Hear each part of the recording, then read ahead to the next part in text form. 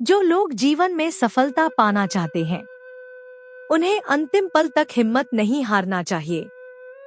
जिस पल हम हार मान लेते हैं, उसी पल हम असफल हो जाते हैं और सफलता हमसे कोसों दूर हो जाती है। सफल होने के लिए जीवन के आखिरी पल तक प्रयास करना ही चाहिए। एक समय की बात है, एक राजा युद्ध में हार गया था। उसके सभी सैनिक मारे जा चुके थे। राजा को भी लगने लगा था कि मेरा अंत निश्चित है, लेकिन राजा किसी तरह अपनी जान बचाकर जंगल में भाग गया। दुश्मन सैनिक उसका पीछा कर रहे थे। वह बचने के लिए एक गुफा में जा छिपा। सैनिक राजा को जंगल में खोजते खोजते उस गुफा तक पहुंच गए। गुफा के अंदर राजा को बहुत खोजा, लेकिन राजा उनको नहीं मिला। हार मानकर सैनिक गुफा से बाहर आ गए और उन्होंने एक बड़े से पत्थरों से गुफा का दरवाजा बाहर से बंद कर दिया। गुफा बहुत गहरी थी। अंदर की ओर राजा छिपा हुआ बैठा था। वह बहुत थक चुका था। भूख प्यास की वजह से उसकी हालत बहुत खराब थी। उसके शरीर में जैसे ताकत ही नहीं बची थी।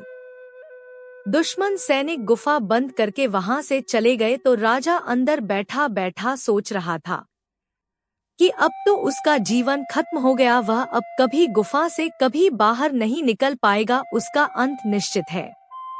राजा बहुत निराश हो चुका था। तभी उसे बचपन में माँ द्वारा सुनाई गई एक बात याद आ गई। उसकी माँ कहती थी कि बेटा, जीवन में कभी मुश्किल में अगर आ जाए और हमें यह पता चल जाए कि सारे रास्ते बंद हैं, तो मरने से पहले आखिरी प्रयास करना ही चाहिए। इसीलिए तो उठ खड़ा हो और कुछ तो कर, यूं ही मत मार। माँ की यह बात राजा को याद आते ही उसमें जैसे एक नई ऊर्जा आ गई। उसने सोचा कि कोशिश किए बिना हार नहीं मानना चाहिए।